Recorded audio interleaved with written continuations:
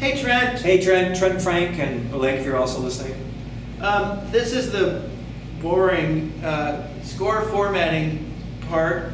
I just want to say what we did today is probably the worst case scenario that these rules are going to impact because I'm sight reading today. But you have to know there's a lot of that goes on in development. Actors sight reading, musicians sight reading, all of that. I just want to review for the ones that are review some rules of formatting. Some of these are not commonly understood. Some of them are. First of all, the biggest one that impacted my ability to play your score today was the placement of chord symbols, because I'm splitting my attention between trying to play enough of the accompaniment that we understand the groove at least, but reinforcing their vocal part or sight reading. In order to do that, I need to see the chord symbols also, and you've got them placed in a place where they're not readable, between the staffs of the grand staff, the staves of the grand staff and the piano. They don't. I can't even read them if I'm just playing the piano part, you know. So they go above the vocal staff. If there are multiple vocal staves, especially if there's more than two, that's a good point to justify putting them above the piano staff, where I don't. The right hand. Above both staff, above the whole grand staff. But I only do that if there's like 5 vocal staves, because I can't get it both. I can't spread my eyes around 7 staves. But then also for the same reason, and mostly because that's where we expect them. Same thing with tempo markings. You have a lot of tempo markings that are kind of hidden. They're in small type. They're not bold. They're not in the right place. They're not any place that I would be that I'm keeping an eye on as I'm sight reading for tempo markings. Same thing. They go, if it's a piano grand staff and a single vocal staff, they go above the vocal staff. One place. Don't need them above both. I'm the musical director. I'm reading the whole score. If there's more than one vocal staff, you could repeat it above the top of the vocal staff and above the top of the piano. Kind of similar to chord symbols, although you don't repeat the chord symbols. I would please review the rules of cautionary accidentals and courtesy accidentals. They are one of the few things that hasn't changed over the last 200 years. And they're still valid and they're still useful. You do a lot of chromatic writing. You have an accidental in one bar and you don't correct it in the next. Sometimes the accidental is literally the last note of the bar and the next bar is the corrected pitch.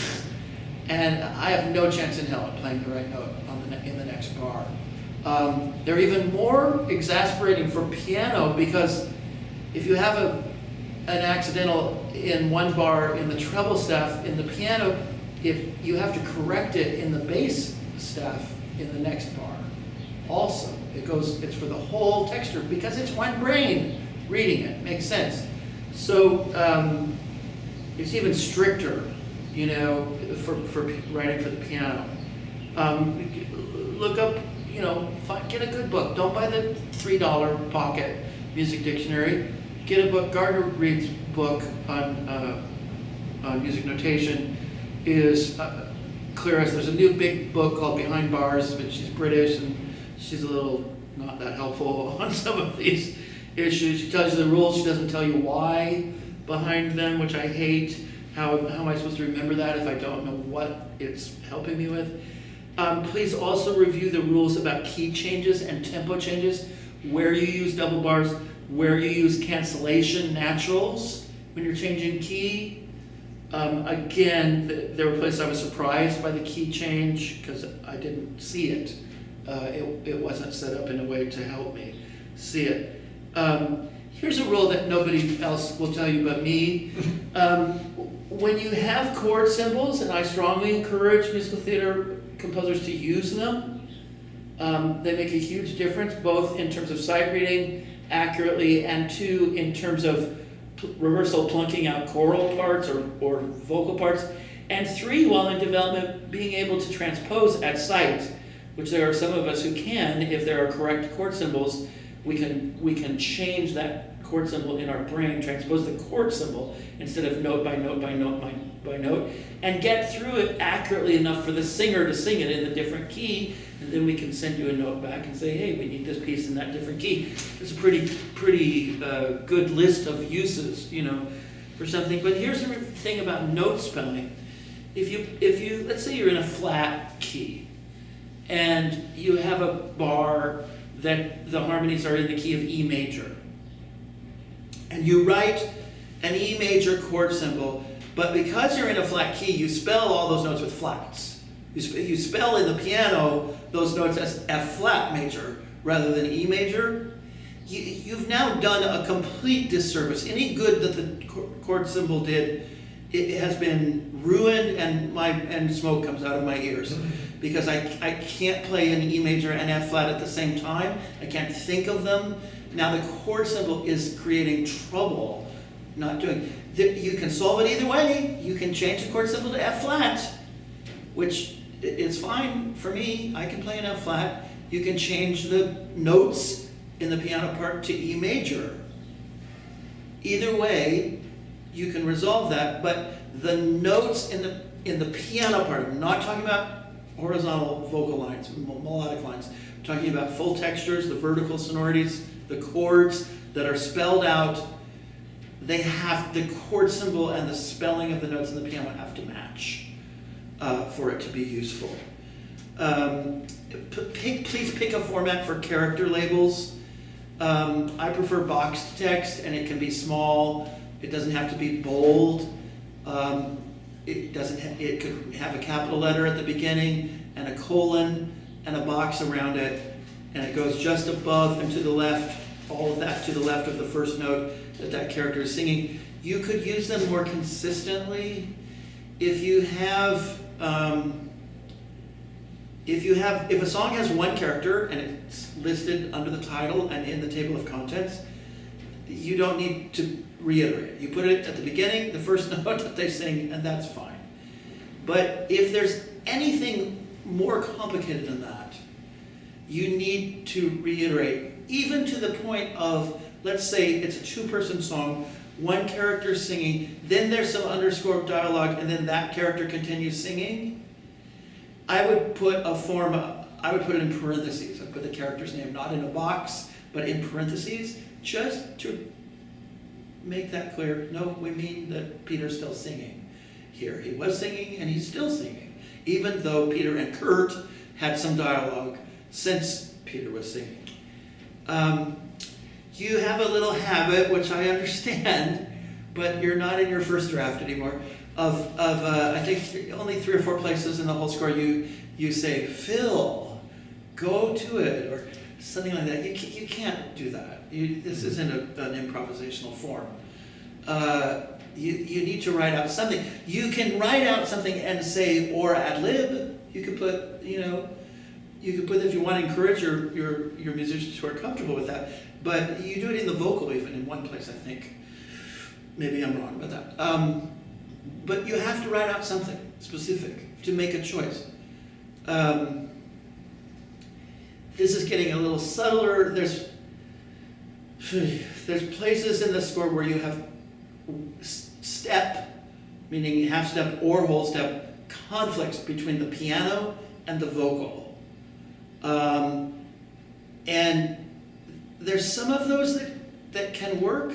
There's some of them that just sound incredibly sloppy. And your notation software is never going to have trouble doing that.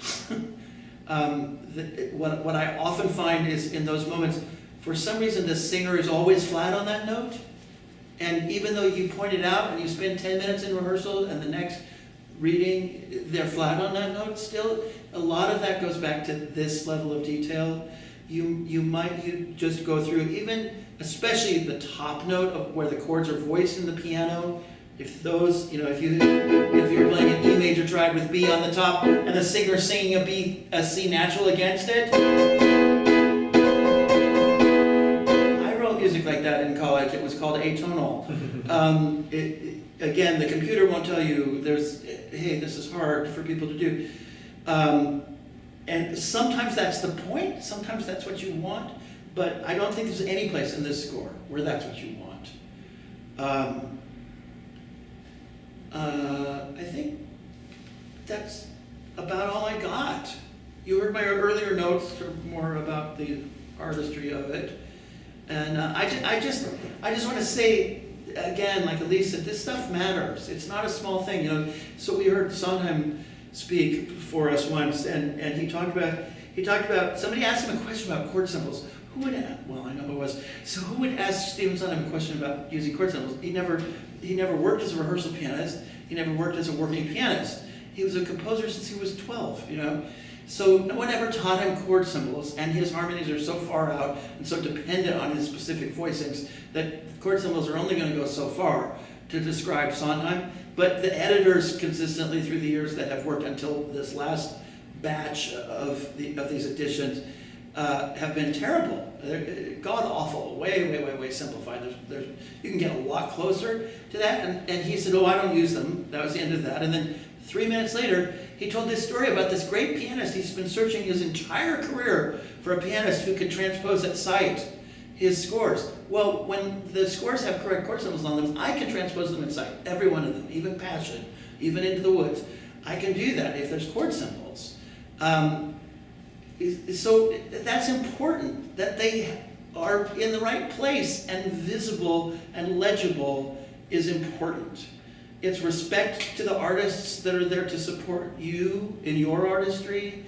It's bottom line, you know, how many minutes of a rehearsal have to be wasted because of these slightly less than precise notations for it to be worth your while to get them fixed, you know?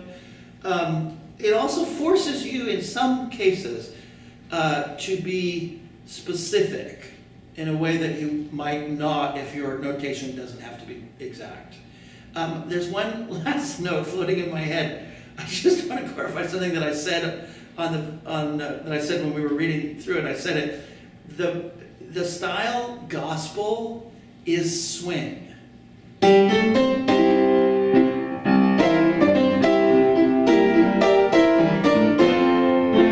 fact that gospel radio and gospel artists in the market began singing rock or straight pop with sacred lyrics to that doesn't mean that they're singing gospel. These are singing a rock, sacred song. So there is a fast gospel too. It's like a show tune. Country, almost. I don't know the technical name for that groove, but the big distinction is that it has even eighths. And I use that marking. The piece started in swing, and we go to something like that in the middle, or for the end, I'll put fast 2, parentheses, even eighths. It's a big distinction. It's not always clear to me in your score. There's a couple songs that started with triplets in the piano, and then it seemed like the rest of the song was in even eighths. If you start a song with triplets to define the groove, it sure feels to me like it's going to be swing or soft shoe or triplets or something. So, you know, again, that's a place for parentheses, just for clarity, you know.